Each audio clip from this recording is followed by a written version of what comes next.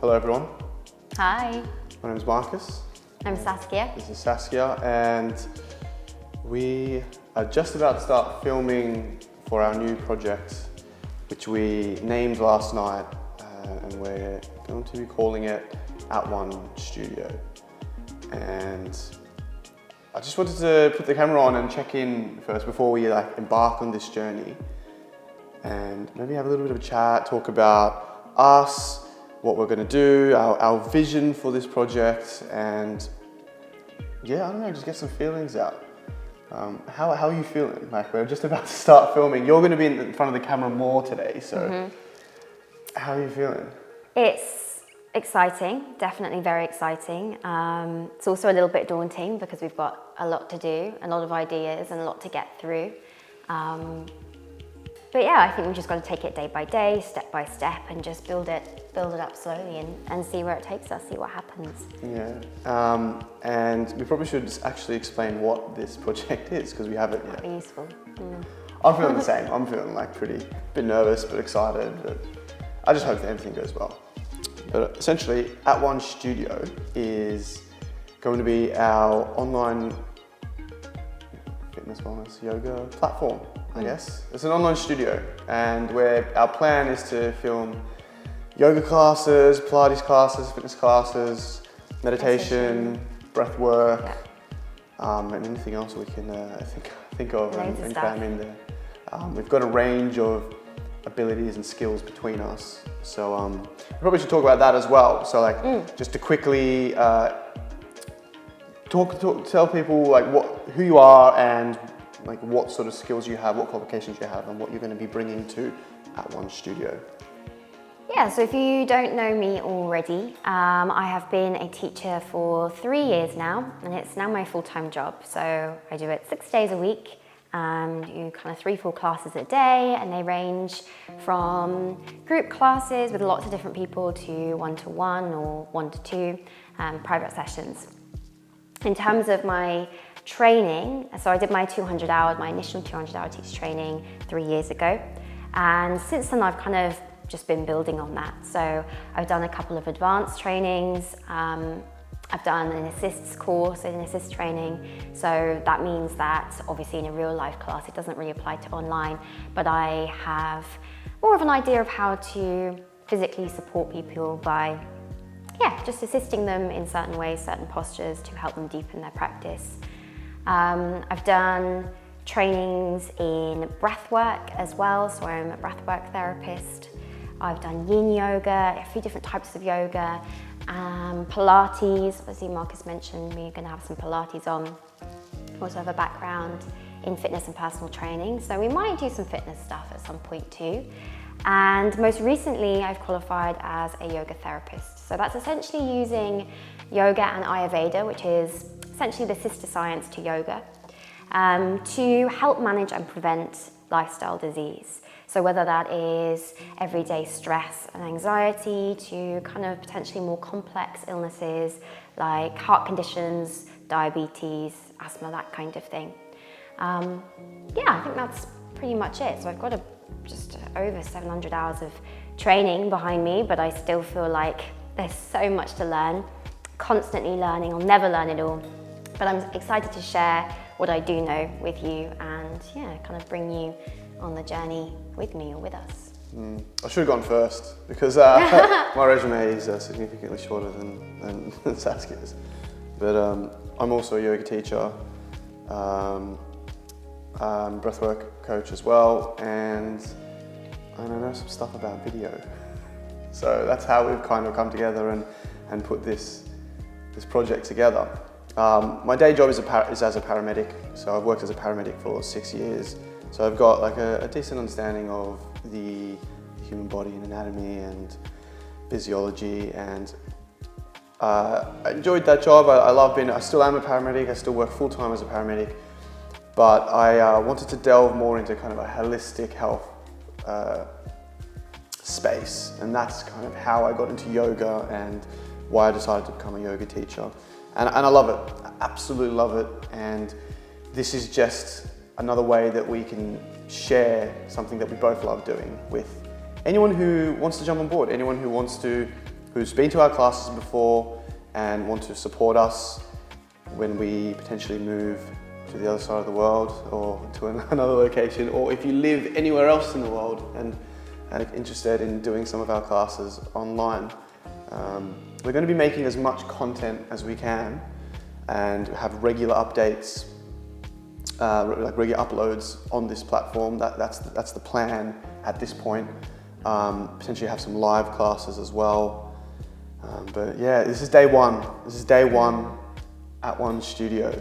So yeah, I wrote some things down that we could probably talk about. So we've kind of introduced ourselves, run through our qualifications. We've run through why we've started at One. And I also wrote just some talking points. Again, we mentioned like breath work. And a lot of people, if you do yoga, you probably know it as pranayama. But a lot of people, they're like, breathwork is this real buzzword at the moment, and it's kind of up and coming, especially because Wim Hof has blown up and taken over. Who's great, we love him. But I thought we would talk a little bit about that and what it is and the difference between, say, like breathwork and pranayama, and your experience with it, and maybe just provide some clarity to those who are watching this and maybe I've done a bit of yoga or just go to the gym and they're like, what the hell is breathwork? Why would I want to do that as well? Do you want to start by talking about what breathwork is and maybe its relation to pranayama? Yeah, I mean, when I first trained as a yoga teacher, obviously you learn about pranayama. So pranayama is kind of the yogic word in a way for breathwork. But I would say I only really got into it probably during the first lockdown in 2020, when all sorts of stuff was going online, and I found this breathwork coach therapist online, and he was doing some free sessions just during the pandemic. And I think they were, at the time, I think they may have been either half an hour or an hour. They were quite long, and I was kind of thinking, oh my gosh, I'm going to be sitting here just focusing on my breath for a long time, and that's quite intense. But I did it a few times, and I just fell in love with it, and I felt this huge sort of emotional release from it. It was very powerful. It was much stronger, much more powerful than I had ever really thought it could be or would be. And then really, since then I started to learn more about it, and actually not only the kind of emotional and psychological side to it, but also the biological and physiological side to it, and the science behind it as well, which is really fascinating, because I think sometimes if you mention yoga or pranayama to people, they get a little bit almost intimidated, a little bit scared. It's kind of like, oh no, that's not my thing. That's kind of all a little bit hippy-dippy, that kind of thing. When actually it's not at all. Like, this is all stuff that has been backed up by science, by research, and there's even more research going into it now about how these practices can literally change the makeup of your body and your brain, which I just think is incredible. And I think in this time, especially this last year and a half, 2 years through the pandemic, I mean, respiratory health has always been important, but I think all this stuff with COVID has shown how important it really is, that we all have a responsibility to look after our own health to the best of our ability. So that doesn't mean that, there aren't times when we will need to use the health services like the NHS to help us with maybe an illness or something that we're going through. But we can also take that power back, take it into our own hands a little bit more, and make sure that on a day-to-day basis we are doing things to help keep us as mentally and physically healthy as possible. I think on that, what these practices give the individual a sense of autonomy. So of course there are times when you need to seek medical attention or seek professional advice, but things like fitness classes or yoga or breathwork meditation, these are things that give the individual the power to do something about their own health at any point in their life. These are things that they're practices that are accessible to everyone. And that's kind of what we're here to do. We're here to just be guides, into and through these practices. We're just facilitating something that you can do on your own. But yeah, on breathwork, like it's probably worth mentioning what breathwork actually is. Yeah. So like breathwork, you know, you mentioned that it's all backed up by science and its relation to pranayama.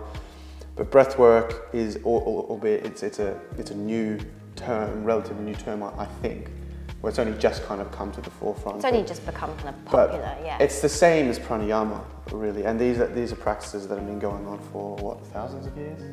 Yeah, and Very, it's essentially, if you were to define what it is, I guess it's essentially using your breath to manipulate your psychological, emotional, and physical state. To sum it up, that's kind of how I would describe it. Yeah, and in simplest forms, like so using like little breathing techniques that we will guide you through to change the way you breathe and ultimately change the way you feel. And it sounds very simple, but I think you'll be surprised on how profound the effects are, or at least I was, and you definitely were when we first got into it. So yeah, another point I wrote down was about consistency and like consistency in practice. And I think there's a lot of pressure on us these days to, you know, go to the gym every day, and like there's all this stuff online about like hustle, grind hard, and you know, no days off sort of thing. And I just wanted to touch on that topic. I think it's worth just mentioning it. Like, what are your thoughts on consistency? I think to an extent, yes, it's important, of course. However, it can also be, yeah, like you said, that pressure that we put on ourselves, like I have to do this every single day, otherwise it's not going to work. I think that can end up being a little bit detrimental to the point where we start to beat ourselves up if we miss a day, or we don't do it, or we're busy or something else happens. But the thing is, life does happen, shit does happen, and sometimes you don't have time to do, you know, an hour-long yoga practice and 20 minutes of breath work and then go to the gym and get up at 4 a.m. and work out, do 100 push-ups before you have your coffee. I don't do it, you know, like I think people often think that, or the perception that maybe lots of, I don't know, people often think that if you're a yoga teacher, yeah, you get up at 5 a.m. and you do an hour's practice and you drink your herbal tea and you do half an hour of meditation, then you set up and by 8 a.m. you're all zen for the day. I do that every morning.